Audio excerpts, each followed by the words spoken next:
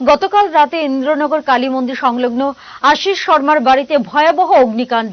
আর এই ঘটনায় তীব্র চাঞ্চল্য দেখা দিয়েছে এলাকায়। আগুনের খবর পেয়ে সাথে সাথে সেখানে ছুটে গেছে দমকলের দুটি ইঞ্জিন। তারা গিয়ে আগুন আয়ত্তে নিয়ে আসে। ধারণা করা হচ্ছে বৈদ্যুতিক শর্ট সার্কিট থেকে বা ফ্রিজ থেকে অগ্নিসংযোগ হতে পারে বলে। ঘটনার তদন্তে নেমেছে পুলিশ।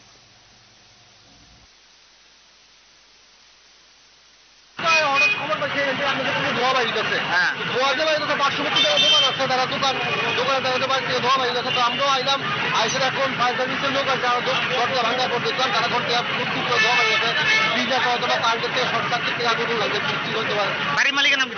বাড়ির মালিকের নাম আশিস শর্মা। কি করে না আমি চাকরি করে এডুকেশনে। তারা কি বাড়িতে আসেনি? তারা এখন বাড়িতে নেই। এটা কোন জায়গাটা? তো একটা ধোঁয়া পাইছি আমরা দরজা ভাঙিয়া মানে আগুনটা নিবাইছি। কে থেকে আগুন লাগতে পারে? আগুনটা থেকে লাগছে এটা তো আমরা দেখছি না। যেমন ভিতরে একটা ফ্রিজের ভিতরে লাগছে এটা আমরা পাইছি। কে ভিতরে লাগছে? ফ্রিজ। আচ্ছা আচ্ছা। কতক্ষণ পরে আমরা আইসেন এখানে আগুন লাগা? আমরা তো কল পাওয়ার সাথে করতে আইছি। আমরা কল পাওয়ার কোন জায়গাতে আইসেন? আমরা কুঞ্জবন ফায়ার স্টেশন। কটা আইসে এখানে ফায়ার স্টেশন? আমরা আইসি ফার্স্ট, এরপরে আমরা আরেকটা কল দিয়ে রাখছি, তারাও আইসি, এখন তারা পাঠাইছি।